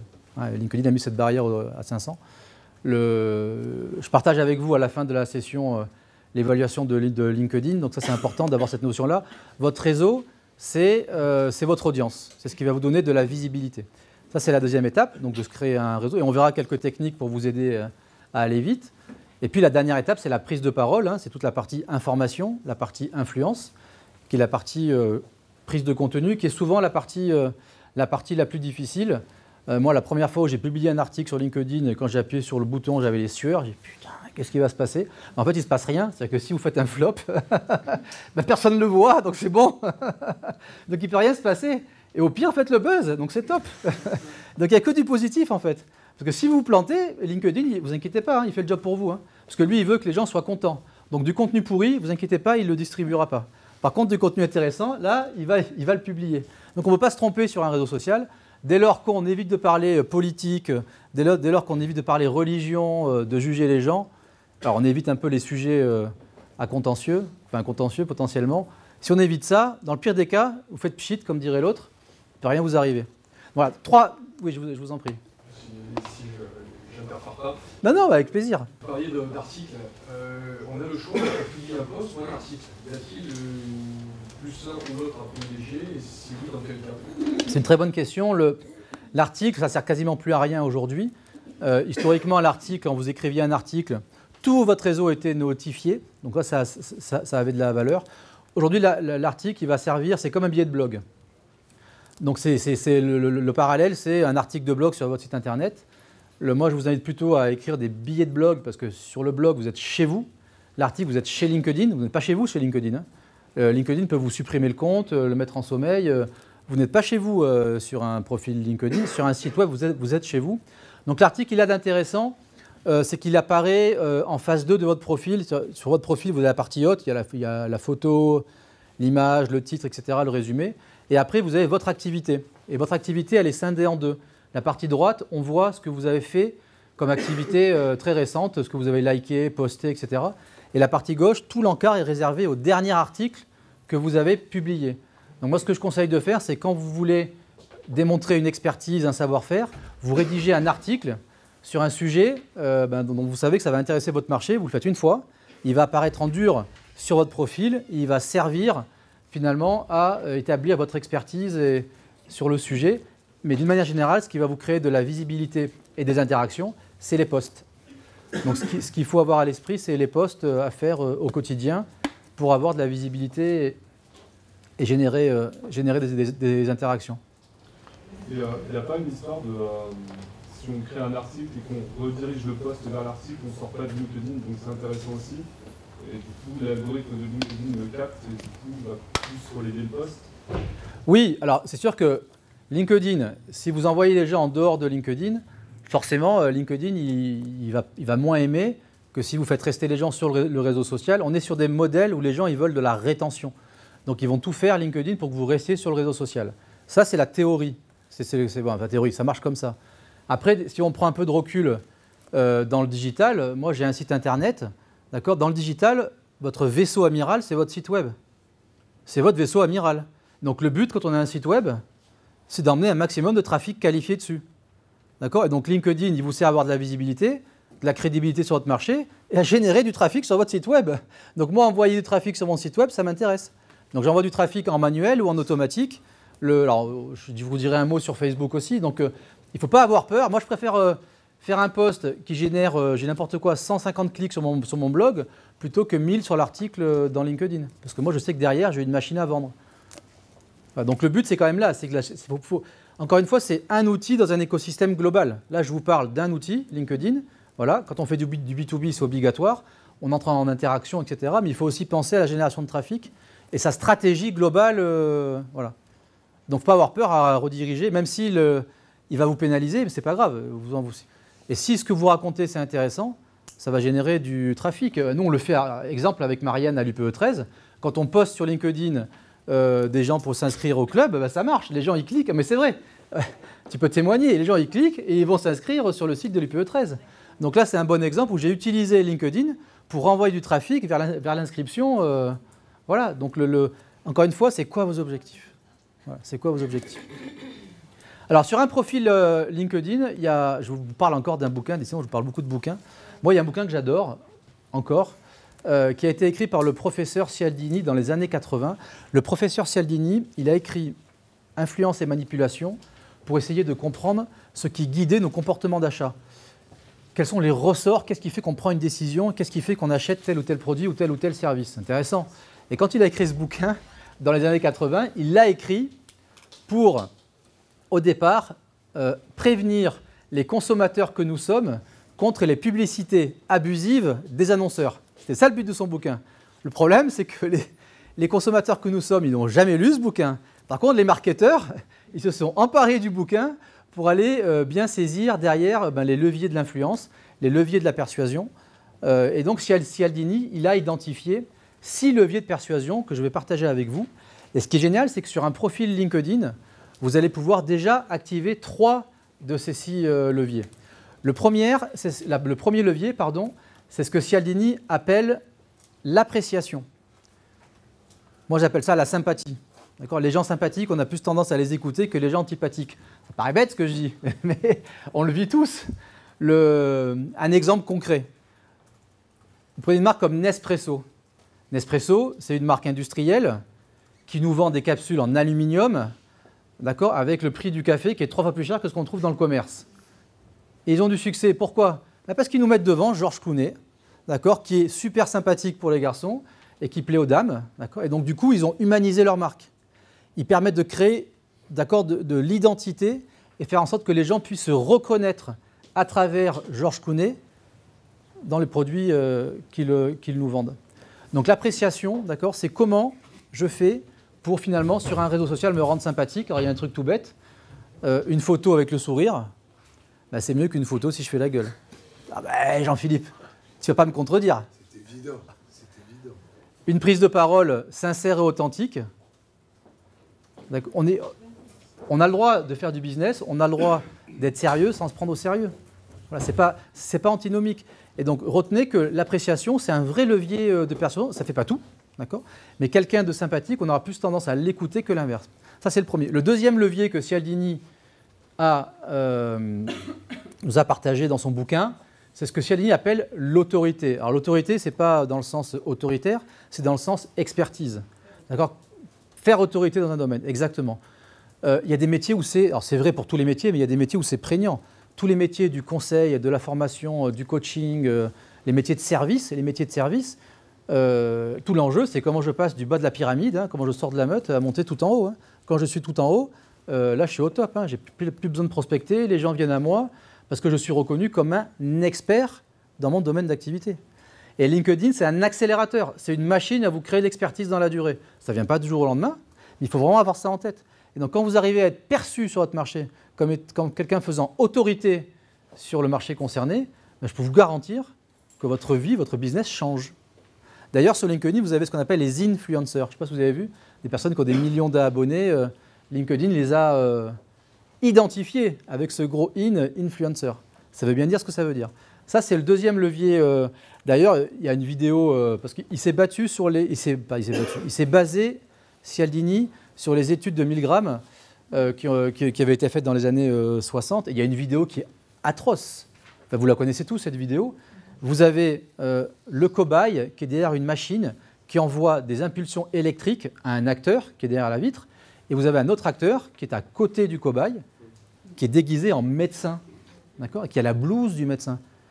Qui a déjà questionné l'autorité d'un médecin? Personne. Et donc la personne répond à des questions et à chaque fois qu'il se trompe, ben vous avez le cobaye sous la supervision du médecin qui envoie des impulsions électriques. Et il va jusqu'à envoyer l'impulsion fatale. C'est juste incroyable, la puissance de l'autorité suivant les contextes. Donc ça, c'est le deuxième levier. Et le troisième levier, moi, c'est mon préféré. C'est ce que Cialdini appelle la preuve sociale. C'est TripAdvisor, c'est les avis clients. Vous cherchez un restaurant, un hôtel à l'étranger ou en France, que vous ne connaissez pas, vous allez aller sur TripAdvisor et vous allez vous faire votre propre avis avec les avis des clients. Et les avis des clients sont beaucoup plus puissants pour une marque quand c'est ses collaborateurs ou ses clients qui en parlent plutôt que la marque elle-même. Et donc ce qui est top avec, encore une fois, c'est du bon sens. Et ce qui est top avec LinkedIn, c'est que vous avez toute une section qui est dédiée aux recommandations. Vous faites du commerce, le client vous le dira ou vous le dira pas, d'accord, il va chercher à comprendre avec qui vous travaillez et comment ça se passe chez les autres clients, ce qu'on appelle les références clients. Moi, quand j'ai démarré il y a 25 ans dans l'informatique, je faisais du commercial, j'avais mon PowerPoint, puis à la fin, j'étais fier de montrer les références clients de mon entreprise. Là, vous avez la possibilité d'avoir des recommandations qui vous concernent directement. On est tous une marque. Donc, vous pouvez avoir des recommandations liées à votre activité, liées aux produits que vous vendez, mais surtout liées à votre personne. Qu'est-ce que c'est que de travailler avec vous ? Une fois, en formation, je forme aussi des jeunes à chercher et trouver du boulot. Il y a un jeune qui me dit « Nous, on n'a jamais travaillé, on n'a pas de recommandation. » Je dis « C'est pas vrai. Vous avez été en école, par exemple, vous avez été à l'université, donc vous avez travaillé en groupe avec des camarades. Donc, je suis convaincu qu'il y a plein de camarades qui pourraient témoigner de la manière dont vous travaillez en équipe, etc. Et ça, ce sont des valeurs qui sont très recherchées par les entreprises. Vous avez eu des maîtres de stage, vous avez eu des professeurs qui pourraient témoigner, etc., etc., etc. Donc les recommandations, c'est vraiment un levier très important que vous pouvez utiliser sur un profil LinkedIn et que vous allez retrouver en bas du profil. Alors vous avez compris, on ne parle pas d'outils dans cette session, on ne rentre pas dans la mécanique. Sur un profil LinkedIn, vous avez à peu près 7 parties à renseigner. avec des visuels, avec des textes à mettre. Les recommandations en font partie. Et c'est quelque chose que je vous invite vraiment, vraiment à aller chercher. En formation, on voit la technique qui permet d'aller chercher et surtout obtenir. Parce que c'est bien beau d'aller vouloir chercher des recommandations, mais l'enjeu, c'est comment je fais pour les obtenir. Donc là aussi, il y a des ficelles à utiliser pour faire en sorte que les personnes acceptent de vous recommander. Moi, une des ficelles que j'utilise et qui marche 9 fois sur 10, c'est d'écrire la recommandation à la place de la personne qui vous recommande. Pourquoi ? Tout le monde n'est pas à l'aise avec la plume, en l'occurrence le clavier, parce que vous allez demander un service à quelqu'un, cette personne-là sera enclin à le faire, elle voudra vous faire plaisir, simplement elle ne saura pas quoi écrire. Et donc d'un service que vous demandez, vous pouvez potentiellement la mettre dans l'embarras. Donc de se mettre à sa place, je ne dis pas qu'il faille tricher. Je ne sais pas si vous avez des clients, vous faites peut-être avec vos clients des bilans clients, voilà, vous avez fait une mission, comment ça s'est passé, donc vous reprenez les mots de votre client, vous les remettez en synthèse, vous lui envoyez la demande, il va se reconnaître, puisque c'est tiré de ce qu'il vous a dit, mais au moins vous allez lui faciliter la vie et mettre de votre côté plus de chances pour que la personne vous donne une recommandation. Voilà sur un profil, il y aurait plein de choses à voir, mais vous savez qu'en 1 heure, on essaye d'aller à l'essentiel. Le deuxième pilier pour réussir sur LinkedIn, c'est la partie réseau. La partie réseau, donc de développer une audience. Alors pour développer une audience, il faut d'abord comprendre qu'il y a 4 typologies de personnes sur le réseau social. La première, ce sont des personnes qui acceptent tout le monde. C'est-à-dire que vous allez envoyer une invitation à quelqu'un, les gens, peu importe qui vous soyez, acceptent. C'est du vécu. C'est comme ça, c'est pas bien ou c'est pas mal, c'est juste, il faut bien savoir qu'il y a 4 catégories. Ça, c'est la première chose. Ensuite, la deuxième catégorie, c'est que vous avez les gens qui vont accepter votre invitation selon la qualité de votre profil. Mais ce qui est top, c'est que comme vous avez assisté à un atelier DCF sur la performance commerciale, vous savez que vous devez avoir un profil de qualité. Donc maintenant, quand vous allez envoyer une demande d'invitation, à minima, vous allez avoir ces 2 catégories qui vont forcément accepter puisque vous aurez un profil bien rédigé. La troisième catégorie de personnes, ce sont des personnes qui vont accepter uniquement les gens qu'elles ont déjà rencontrés. C'est un peu ce qu'on a fait tout à l'heure. On a fait un tour de table digital, maintenant on s'est rencontrés, etc. Ça me rassure, on s'est déjà rencontrés. Donc, si vous m'invitez, j'accepterai votre demande d'invitation.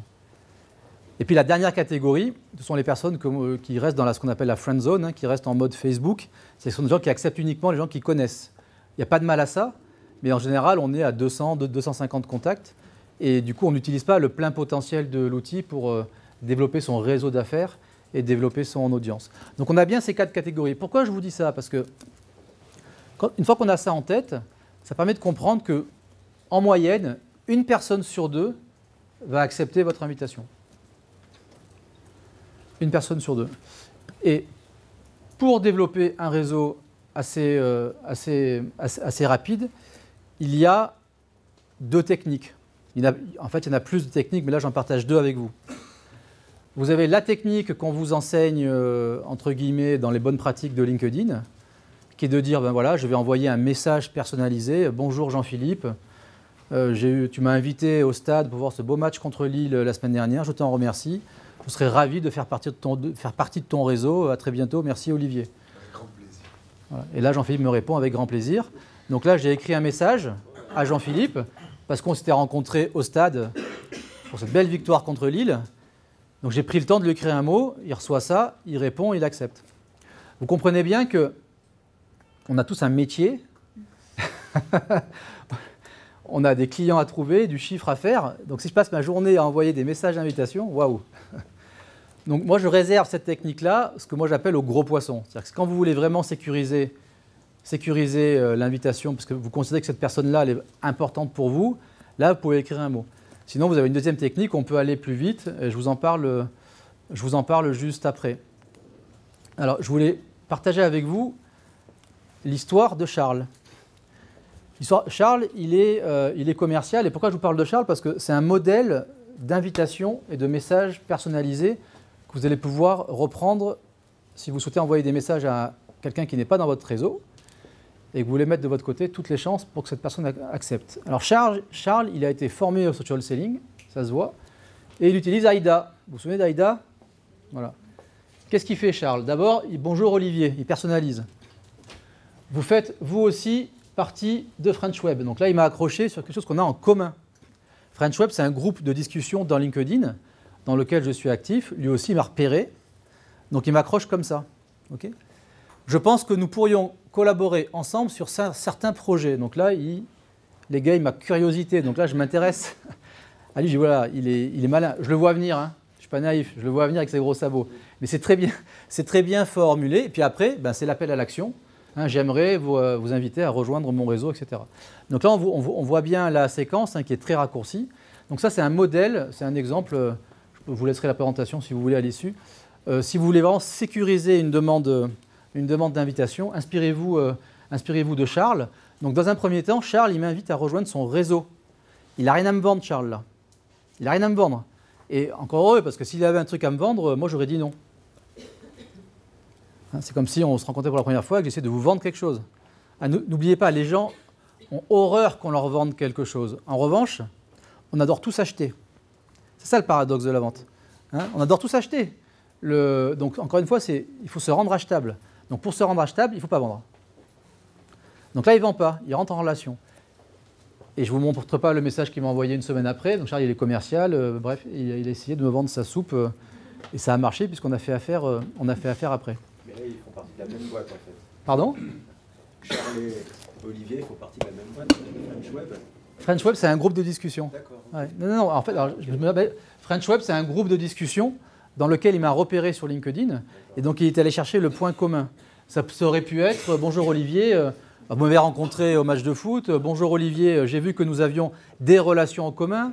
Bonjour Olivier, j'ai vu que vous étiez intéressé par tel ou tel sujet. » L'idée, c'est quoi? C'est d'aller accrocher en trouvant un point d'intérêt commun. Voilà. Dès lors qu'on trouve un point d'intérêt commun, on est du même monde. Dès lors qu'on est du même monde, tu as toute mon attention.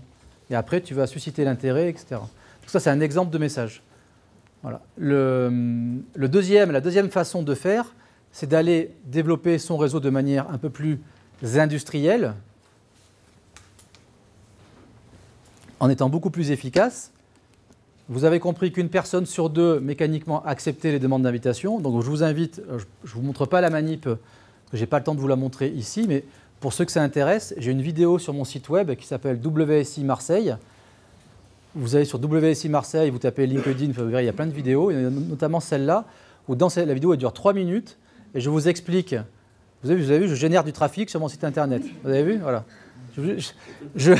Je prêche ce que je dis, je vous l'avais dit avant. Hein.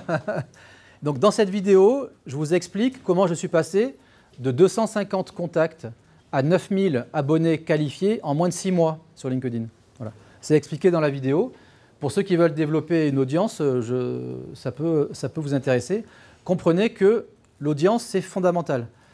Quand vous allez publier un contenu sur LinkedIn, le réseau social, il va afficher en moyenne votre contenu à 5 à 10% de votre audience. 5 à 10%, donc ce n'est pas beaucoup. Donc ça, si vous avez 500 contacts, par défaut, il va afficher, on va dire, elle est à 50 personnes. 50 personnes, ce n'est pas beaucoup.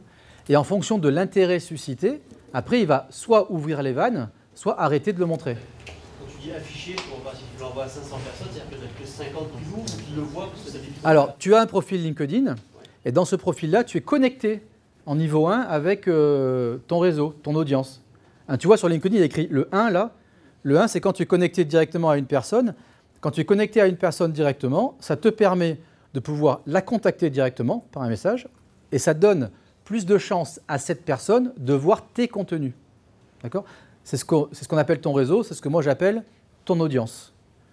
Donc c'est cette audience-là qu'il faut faire grandir pour pas la faire grandir n'importe comment, il faut qu'elle soit qualifiée, mais à un moment donné, si on veut bénéficier à plein du digital et du potentiel de l'outil, il faut bien la faire grandir. C'est l'objet de la vidéo précédente. Et donc l'algorithme de LinkedIn, quand tu publies un contenu, tu as été à un salon, il y a la dernière nouveauté de l'affichage numérique, tu as pris une photo, tu veux le partager avec ton audience, donc tu vas poster la photo, mettre un petit texte, etc. D'accord ? Tu parles d'Alris. Bon ben ça, LinkedIn, il voit ce contenu et il va aller l'afficher dans le fil d'actualité à peu près de 5 à 10% de tes contacts.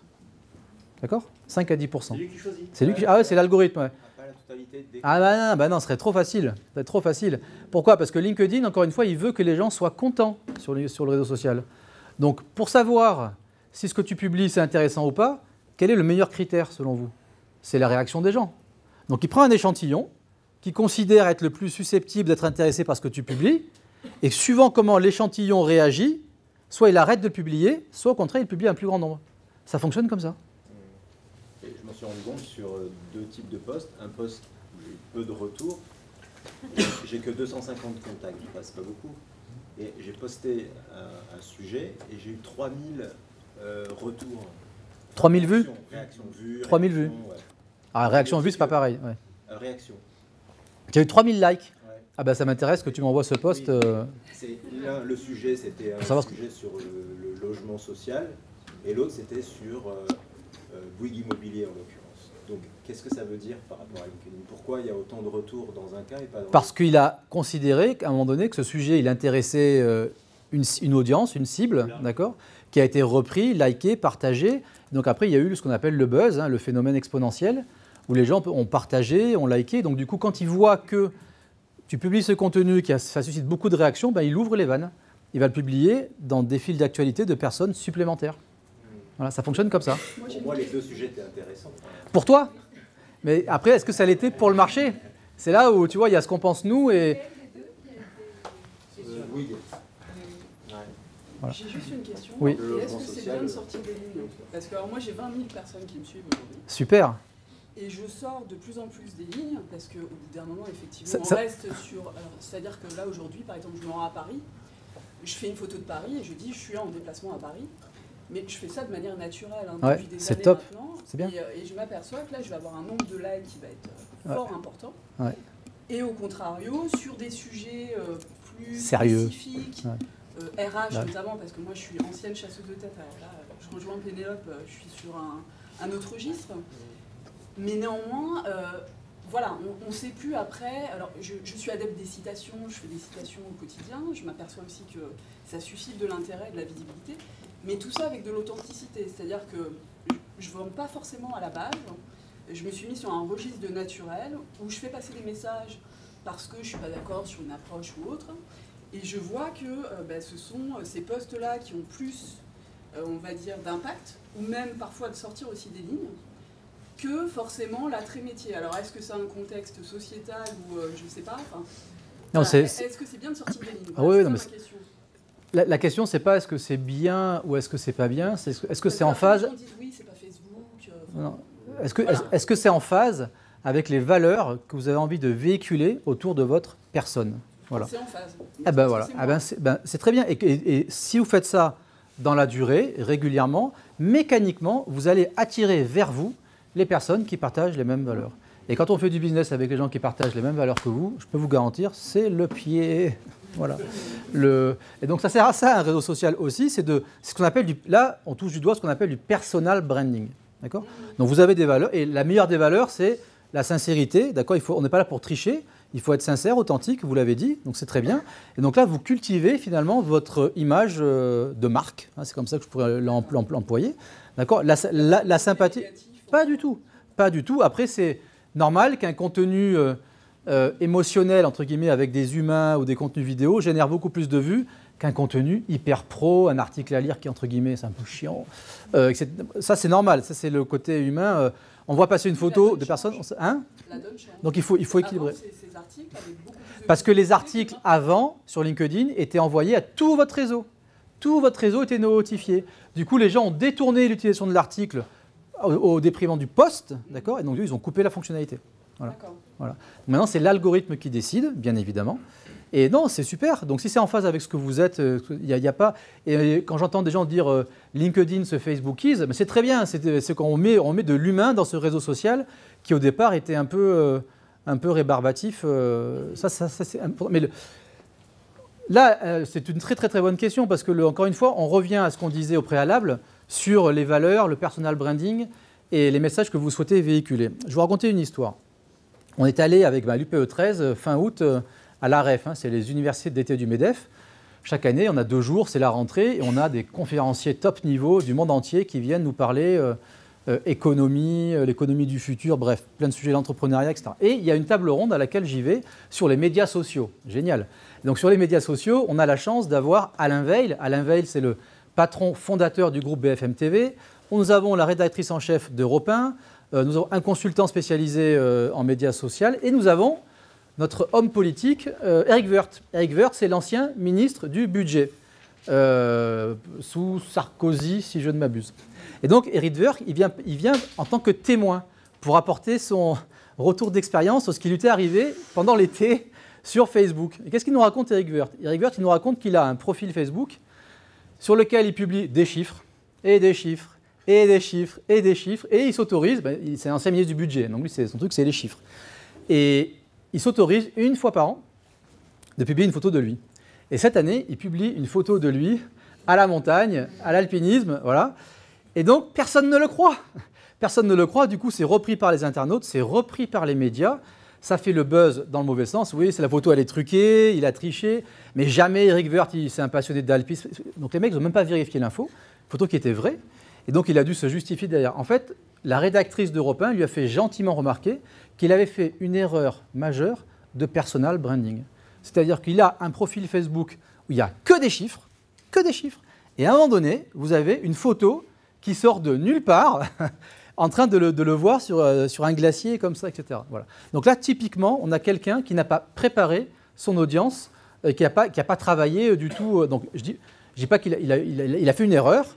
Après, c'est une personnalité publique, ça a été repris par les médias, etc. Donc ça, là, on tombe dans le travers des médias, etc. Bon, en même temps, c'est une personnalité publique. Mais bref, voilà. Donc ça, c'est pour aller dans votre sens, c'est qu'à un moment donné, listez bien vos valeurs, travaillez bien sur vos objectifs, quelle est l'image que vous souhaitez véhiculer. J'avance parce qu'il reste 10 minutes. Donc sur la partie réseau, vous avez compris, il faut développer votre audience. Donc il faut construire un réseau et ensuite, il faut le maintenir. Et le maintenir, c'est la force du pouce. Hein, vous avez le doigt magique. C'est le doigt magique, pour vous créer de la visibilité, quand vous passez sur votre fil d'actualité, vous avez le pouvoir d'aller liker des publications avec sincérité, ça a été dit. Mais le like, c'est génial parce que le like, ça vous donne la possibilité d'aller faire plaisir à quelqu'un. Et je ne connais personne sur cette terre, alors je ne parle pas de ma fille sur Instagram qui publie, si elle n'a pas 100 likes en moins de 5 minutes, elle fait une dépression. Je parle des gens normaux, hein, comme vous et comme moi. On aime tous qu'on like nos publications, ça fait plaisir. Un, on fait plaisir à l'autre, c'est quand même sympa de faire plaisir aux autres et de faire plaisir potentiellement à des prospects. Et deux, ça vous crée de la visibilité. Parce que quand vous likez la publication d'une personne, ben la personne, comme ça lui fait plaisir, elle voit qui a liké. Elle voit. Et pour ceux qui sont actifs, d'accord, je parle sous votre contrôle, mais quand on vient liker vos publications, tu regardes qui c'est qui a liké ta publication. Hein. Voilà. Donc, oui. Y a-t-il un risque aussi de liker les publications d'un contact qui peut être éventuellement concurrent d'un autre bon contact à nous et peut-être de mal gérer les susceptibilités ou est-ce qu'il y a des règles à respecter? Alors moi, je suis la mauvaise personne à qui poser la question parce que je pars du principe que la concurrence, c'est super. Donc moi, plus vous avez de visibilité auprès de vos concurrents, moi, dans mon réseau, j'ai tous mes concurrents et s'il pouvait y en avoir plus, je me porterais encore mieux. La concurrence, je considère, mais encore une fois, ce n'est que mon modeste avis, c'est ce qui nous fait avancer, c'est ce qui nous drive et c'est un super moyen de remettre la pression aux concurrents, d'aller liker. Moi, si vous allez sur mon LinkedIn, tout est ouvert, vous avez accès à tous mes contacts, c'est open bar. Open bar, j'ai aucun problème avec ça, mais encore une fois, ça n'engage que moi. Donc je peux comprendre que dans des secteurs d'activité, il y ait des raisons de confidentialité, peut-être, etc., etc. Ça dépend des métiers. Mais je pars du principe que dans la vie, il faut être grand. Et que la concurrence, c'est ce qui nous fait que tous les matins, on a envie de se lever pour être encore meilleur. Moi, je suis un archi convaincu que le bonheur, ça passe par grandir. Voilà. Donc plus on apprend, plus on grandit. Ce qui est intéressant, c'est le chemin, ce n'est pas la finalité. Et donc les concurrents, je ne dis pas que c'est anecdotique. Ils sont là, mais c'est eux aussi qui nous font avancer. Donc je ne suis pas forcément la bonne personne à qui poser la question. Je vous avais dit, je n'ai pas la science infuse, mais parce que je fonctionne comme ça, mais depuis toujours. Mais après, je peux comprendre, moi j'ai des clients dans le secteur bancaire, par exemple, mais sur le côté sécuritaire de la banque, là, bien évidemment, on bloque tout. Voilà. Donc ça dépend des environnements. Mais n'ayez pas peur de vos concurrents. Vous verrez, dans la durée, c'est payant. Donc faire plaisir. Donc quand on fait plaisir à quelqu'un, voilà ce qui se passe. C'est un exemple. Là, je suis en retard, mais c'est pas grave, on va raccourcir. Sur un réseau social, vous avez votre profil, vous avez construit un réseau, vous avez fait un tour de table digital, vous avez rencontré des personnes à une soirée, par exemple. Donc à l'UPE13, on organise des smart business. Donc vous avez échangé des cartes. Qu'est-ce qui se passe? Vous prenez la carte de visite et vous la mettez dans LinkedIn.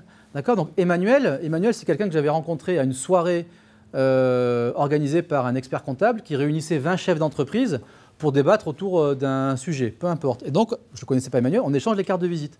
Qu'est-ce que j'ai fait après avec sa carte de visite? Je l'ai prise, je l'ai mise dans LinkedIn, et donc pendant 9 mois, Emmanuel, il a vu passer mes publications. Quand il a eu besoin de mes services, il a naturellement pensé à moi. Donc c'est ça faire du social selling. C'est qu'à un moment donné, si vous êtes aligné, en phase, vous croyez en ce que vous faites, vous publiez régulièrement, vous avez une audience qualifiée, développez du réseau, vous avez pris les bons réflexes, d'accord, vous croisez quelqu'un, tac, les gens, vous ne les lâchez plus. Vous les lâchez plus. Et donc, quand ils vont avoir le besoin, vous mettez de votre côté plus de chances qu'ils pensent à vous plutôt qu'à votre concurrent. Voilà. Donc ça, c'est l'exemple d'Emmanuel. Là, c'est un autre exemple que je vous montre d'un commentaire. Parce que sur votre réseau, vous allez le bâtir, vous allez liker, vous allez partager, mais vous allez commenter. En préambule, on avait dit on vient sur un réseau social pour informer, pour converser et pour influencer. Donc quand vous conversez, vous rentrez dans des conversations. Là, c'est l'exemple, mais avec sincérité, encore une fois. Là, c'est l'exemple de Robin qui poste un contenu. Moi, je viens le commenter avec sincérité. Et boum, je me rappelle à son bon souvenir. Et derrière, il me répond et il m'envoie un client. Voilà. Je ne dis pas que ce client, je ne l'aurais pas eu ailleurs. J'en sais rien, en fait. Mais là, voilà. Donc, c'est ça, faire du social selling. C'est s'intéresser aux autres, être sincère, avoir un réseau qualifié, entrer en contact. AIDA, la méthode pour accrocher, vous avez compris. Et c'est ça qui fait que dans la durée, on met plus de choses de son côté. Le dernier pilier, c'est la partie contenu. Donc, 1, j'ai un profil orienté marché. 2, je développe non pas un réseau, mais une audience qualifiée. Et 3, je vais influencer par la prise de parole. Et là, c'est magique ce qui se passe avec LinkedIn, puisqu'on va pouvoir, quand c'est entre guillemets bien fait, et qu'on arrive à activer des leviers qui intéressent notre marché, que la machine s'emballe, on a eu l'exemple avec toi, on peut vraiment générer beaucoup de visibilité et beaucoup d'interaction. Moi, je partage un truc avec vous, parce que ça revient souvent en formation, c'est OK, qu'est-ce que je raconte? Qu'est-ce que je publie? Est-ce que ça va intéresser ou pas? Posez-vous la question, quand vous publiez quelque chose, déjà, en quoi c'est utile? Donc, utile pour votre marché et en quoi ça sert votre marque. Voilà. Déjà, ça, c'est un premier levier. Ça, c'est un article que j'avais écrit il y a quelques temps, qui avait généré 10 000 vues. Et plus que les vues, c'est les commentaires, les 80 commentaires, bref, peu importe. Ce n'est pas pour vous montrer que je suis le plus beau, le plus fort. Ce qui est intéressant, c'est voir les commentaires des gens. Et ce qui ressort, pour aller comprendre ce qui se passe dans leur tête et pourquoi les gens ont interagi. Et là, ce qu'on voit, c'est quoi? C'est merci pour ces conseils, merci de votre aide de valeur, très utile, merci beaucoup. Là, c'est quoi? Utile. Voilà. Et là, vous avez, heureusement que je vais me faire aider, c'est trop difficile pour moi. Donc là, c'est un client qui est tombé dans l'escarcelle. Voilà. Donc cette notion d'utilité, d'empathie, d'aller chercher finalement qu'est-ce qui intéresse votre marché, quand on publie du contenu, c'est très intéressant. Après, il y a un deuxième type de contenu qui marche très bien, mais là, on est plus sur de la visibilité. Il y a les deux piliers, visibilité, crédibilité. Le côté utile, il va servir votre expertise, votre crédibilité. Le côté, ce que moi j'appelle émotion, c'est-à-dire que quand vous publiez des contenus, soit vidéo, soit avec des images de personnes, des images d'êtres humains, vous et moi, vous créez beaucoup plus de visibilité. C'est un peu moins utile, mais ça génère de la visibilité. Quand tu postes au stade, dans la loge, des photos, etc., c'est super ce que tu fais, tu génères énormément de visibilité. Du coup, tu fais parler de toi, tu fais parler de l'UP, etc., etc. On est sur des partenaires, exactement. Tu mets en avant les adhérents, tu mets exactement. Donc voilà, là, on va chercher de la visibilité parce qu'on est sur un réseau social et que donc les gens ils veulent savoir la tronche que vous avez, quoi. C'est aussi simple que ça.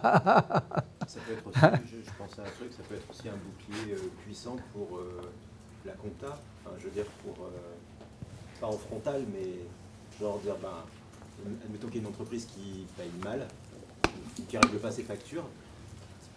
Parce qu'il y a pas, voilà. Et du coup, on peut retrouver le directeur de l'entreprise qui ne paye pas les factures et donner un moyen de pression, dire je peux écrire à ton patron, je l'ai retrouvé sur LinkedIn.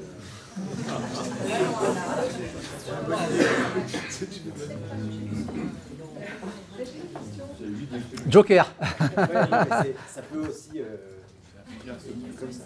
J'ai une question par rapport aux arrobas et hashtags à rajouter dans le texte pour que ça...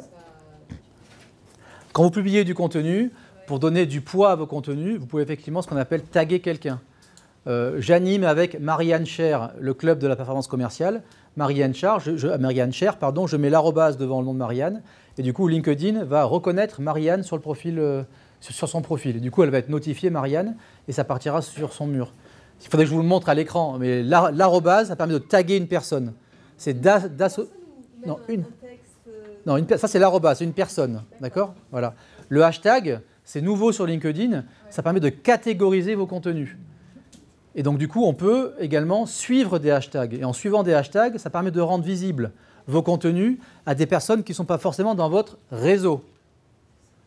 C'est le fonds de commerce de Twitter, c'est le fonds de commerce d'Instagram, c'est arrivé sur LinkedIn il y a maintenant quelques mois. C'est une opportunité sans précédent, on pourrait faire encore une fois une matinée sur les hashtags, mais c'est une opportunité sans précédent pour les marques, d'accord, d'aller créer les hashtags tendances sur LinkedIn.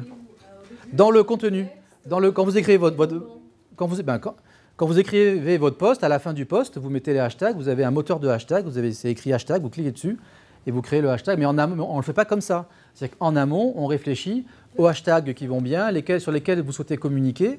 Et comme c'est nouveau sur LinkedIn, on peut créer une tendance aujourd'hui. Vraiment, c'est une opportunité de visibilité sans précédent. Je vais vite parce que là, on arrive à la fin, mais on peut en reparler après si vous voulez des hashtags. Ce qui est intéressant sur les contenus, c'est que LinkedIn vous donne en retour des statistiques. Donc vous publiez un contenu et il vous dit, ben voilà, les personnes qui ont vu votre contenu, ils travaillent dans telle boîte, ils ont tel profil et ils sont issus de telle région. Donc ça permet également pour vous de qualifier votre réseau. Voilà, là c'est un exemple de vidéo que j'avais fait avec Sylvie, où au milieu de la vidéo, il y a la pancarte qui tombe. C'est pas grave. Sincérité, authenticité, comme par hasard, c'est une vidéo qui avait très bien marché. Donc là aussi, on n'attend pas à ce que vous soyez des vidéastes professionnels. Retenez juste l'idée que, en termes de contenu, une vidéo a 10 fois plus de chances d'être vue qu'un contenu textuel. Voilà. Donc les vidéos, c'est très, très, très puissant. Là, je voulais vous montrer un exemple avec, j'ai la zapette qui, voilà, un exemple avec Aïda. Donc là, c'est suite à un club qu'on avait animé avec Arnaud. Pardon ? Arnaud Ciel. Voilà, j'ai la zapette. Je vais me rapprocher. Voilà. Donc vous voyez dans le contenu, donc là c'est très sommaire, mais cette méthode-là, vous pouvez l'utiliser dans tous vos contenus. Ça vous donne une trame pour pouvoir derrière générer de l'engagement et de l'interaction. Là, on a un contenu sur lequel on a eu 50 likes, 13 commentaires, 2000 vues. Écrire ces quelques lignes, ça prend, sans mentir, moins de 5 minutes. Et voilà, et ça vous génère de la visibilité, de l'engagement, etc., etc. Donc là, vous voyez bien l'accroche, encore une fois. Si vous commencez à le faire une fois, 2 fois, 5 fois, 10 fois, après vous verrez, c'est mécanique, ça viendra tout seul. Et ça vous permet vraiment de structurer l'ensemble de votre communication. Oui. LinkedIn Premium. Voilà, ben c'est parfait, vous êtes devin. Vous êtes devin. Donc vous avez sur LinkedIn un moteur de recherche qui permet d'aller cibler et rechercher tout type de personnes sur le réseau social, par leur titre, par leur entreprise, l'entreprise précédente, etc. Donc vous avez des critères de recherche qui sont assez fins, mais qui sont limités en mode gratuit. Le Premium, donc le Sales Navigator, quand on fait de la vente, c'est le recruteur quand on fait du recrutement, en fait rajoute des fonctionnalités de recherche au moteur fourni dans la version gratuite. Exemple, vous cherchez à entrer en contact avec un DRH. En gratuit, vous l'avez. Par contre, vous souhaitez entrer en contact avec un DRH qui a au moins 5 ans d'expérience. Vous ne l'avez pas en gratuit. Là, il faut passer par le payant. Donc ça, c'est ce que vous offre le Sales Navigator, d'une part. Et d'autre part, il vous crée un deuxième profil LinkedIn, un deuxième fil d'actualité, pardon, dans lequel vous allez éliminer toute la pollution de votre flux, d'accord, et vous concentrer uniquement sur les prospects que vous souhaitez suivre, que vous avez décidé de suivre. Vous avez 11 000 abonnés. Vous connectez le matin, c'est même pas la peine, votre flux il est pollué. Par contre, vous avez 10 comptes que vous voulez suivre, ben vous allez prendre le payant, taguer ces 10 comptes, les personnes associées dans le compte. Quand on fait du multidécisionnel, notamment quand on fait du key account, ça c'est hyper intéressant, parce que souvent dans les comptes, dans les grands comptes, vous avez du multidécisionnel. Donc là, on a très vite, sur 10 comptes, 40, 50 personnes. Vous les avez restreints et vous voyez apparaître dans votre fil tout ce qu'ils racontent, tout ce qu'ils publient, etc. Donc vous avez un accès direct à vos prospects. Ça, c'est le gros avantage du premium. Chose qu'il est beaucoup plus difficile d'avoir dans un flux, parce que vous allez être noyé dans la masse en fonction du nombre de contacts que vous avez. Voilà, j'avance, parce qu'on arrive à la fin. Donc, combien de temps on doit y consacrer? C'est une question qui revient souvent. Alors, au départ, suivant votre niveau et là où vous en êtes, il y a un peu de boulot, vous avez compris, sur la création de votre profil. Voilà, il faut travailler un peu sur soi, sur ses valeurs, etc. C'est quoi vos objectifs? Donc là, il y a un peu de boulot. Il y a un peu de boulot à faire, effectivement, sur le profil en enquête. Donc là, au démarrage, il y a plus de temps à consacrer que, on va dire, dans la routine. Mais une fois qu'on a passé ces étapes-là, je n'ai pas vraiment de temps à vous donner, si ce n'est que de vous dire d'être régulier. Voilà. On ne comprendrait pas que vous soyez actif 3 mois, puis après que vous disparaissiez de la circulation pendant 6 mois. Retenez les fondamentaux de la publicité. Les fondamentaux de la publicité, c'est la répétition. Le marketing, c'est de la répétition. Donc, qui dit répétition dit voilà, je suis congruent, constant dans la durée, en cohérence. Et donc, j'habitue mon audience finalement à recevoir des informations de ma part. Et je le fais régulièrement. Voilà. Si je disparais de la circulation, quelque part, vous allez jeter à la poubelle tout le passé, tout ce que vous avez fait précédemment. Donc, si je décide d'y aller, j'y vais régulièrement. Voilà. Quel est le bon rythme? Le bon rythme, c'est régulièrement. Moi, je publie à peu près... Alors, je vais vous dire, j'ai des clients qui publient 3 fois par semaine. Okay. Moi, je publie 1 fois par mois. Pas plus. Voilà. Allez, 1 à 2 fois max. Je dois y passer 5 minutes par jour, à tout casser. Voilà. Mais en 5 minutes, je suis efficace. C'est-à-dire que je prends mon téléphone, qui je vais liker aujourd'hui? Il faut que je like 10 personnes. Voilà. Non mais de manière sincère, c'est pas, encore une fois, je suis sincère. Je ne vais jamais liker un truc qui ne m'intéresse pas. Mais je prends mon téléphone, tac, j'invite 50 nouvelles personnes tous les jours. Ça me prend 45 secondes, vous irez voir la vidéo sur mon site internet. Pardon? Vous irez voir la vidéo, là j'ai pas le temps, franchement, là, tout est expliqué dans la vidéo. J'invite 50 personnes par jour. Donc j'ai un réseau qui grandit de 25 personnes tous les jours, non-stop. Ça me prend 45 secondes. D'accord? Et quand je fais un post, là ça va me prendre 3, 4 à 5 minutes, mettre la photo, le texte, etc. Point barre. Je ne perds pas mon temps sur le fil d'actualité, le machin, ça n'a aucun intérêt. Aucun intérêt. Et quand je dois entrer en contact avec un prospect, je l'ai ciblé, j'ai identifié Aïda. Voilà. Et là, je lui envoie un message, je lui parle de ses problèmes, etc. etc. Et je prends des rendez-vous. Vous avez quantifié en termes de business ce que ça apporte d'avoir une utilisation optimisée de LinkedIn? Ah, je reviens 3 slides en arrière. Ce n'était pas pour vous montrer des... Voilà, ça, c'est des exemples de messages que je reçois régulièrement sur mon compte LinkedIn. Encore une fois, je ne dis pas ça pour vous dire que je suis le plus beau, le plus fort. Ce n'est pas ça qui m'intéresse, c'est que ça marche. Donc, quand vous développez une présence régulière, que vous êtes aligné avec vos valeurs, que vous vous intéressez aux autres, à votre marché, à un moment, vous créez, 1, de la visibilité, 2, de la confiance autour de votre marque, de votre personne, et les gens viennent vers vous, mais vraiment. Voilà. Là, vous avez la preuve, hein, le boulot, je cherche un prestataire pour, etc.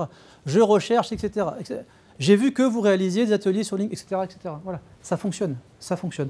Mais il faut être congruent, régulier et oser. Pardon?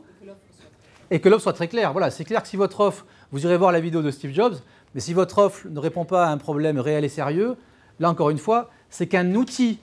Hein, ce n'est pas une baguette magique, LinkedIn. Hein, c'est un outil au service de votre activité commerciale. Si ce que vous vendez, le marché n'en a pas besoin, voilà, donc ce n'est pas une baguette magique. Encore une fois, vous irez voir pour vous évaluer, si vous le souhaitez, démarrer, ou voir où vous en êtes. Vous avez ce qu'on appelle le Social Selling Index. Hein, vous tapez linkedin.com/sales/SSI. LinkedIn vous donne une note. Plus le SSI est élevé, plus vous allez être performant sur le réseau social. Et il vous note sur les... C'est linkedin.com/sales/SSI. Et il vous note sur les 4 critères qu'on a vus là pendant 1h30, la qualité de votre profil, votre réseau, trouver, chercher des personnes, établir des relations, interagir. OK ? Voilà, passez à la vitesse supérieure. Si vous avez une organisation avec plusieurs collaborateurs, alors là, c'est le pied que de mettre vos collaborateurs sur le réseau social, de les aligner avec l'entreprise, parce que là, vous allez créer un cercle vertueux entre tous vos collaborateurs. Chacun va bénéficier de la visibilité de l'autre, donc ça va faire de la notoriété pour la marque et ça va aider les collaborateurs à avoir de la visibilité et dans leur activité commerciale. C'est ce qu'on appelle des programmes d'employee advocacy qui permettent de démultiplier et d'utiliser les profils des collaborateurs au service de l'entreprise.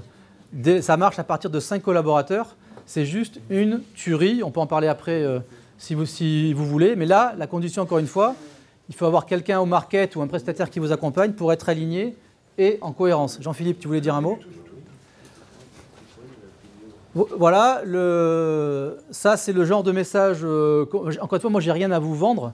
Ce que je veux vous dire, c'est que le message sur lequel j'ai envie de terminer, c'est que je pense que le temps est passé où on avait l'outil pour avoir l'outil. Aujourd'hui, quand on fait du B2B, dans le monde professionnel, on ne peut plus se passer d'une présence sur ce réseau social. Quand on a touché du doigt la valeur que ça apporte et les bienfaits que ça apporte dans votre activité, ne pas y être, c'est finalement ne pas mettre de votre côté toutes les chances, le maximum de chances pour atteindre vos objectifs. Voilà. Donc ça, c'est, je faisais l'analogie avec les sites web dans les années 2000. On est dans cette période-là aujourd'hui. Si une boîte comme Microsoft l'a racheté 26 milliards, c'est qu'il y a bien des raisons derrière. Et je finirai là-dessus. Et je suis content parce que ça a été dit tout à l'heure. La clé, c'est de vous intéresser aux autres. Voilà, d'une manière générale, c'est vrai dans la vie, c'est vrai sur un réseau social. Si vous êtes empathique et que vous passez un maximum de temps à vous intéresser aux autres, à servir les autres, je vous garantis que vous aurez des résultats dans la durée et dans la vie. Merci de votre écoute. Merci.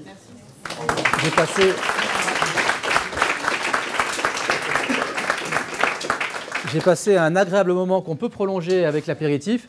Et si vous souhaitez télécharger l'application, la présentation, vous avez ce lien, cette URL, et vous aurez accès à la présentation.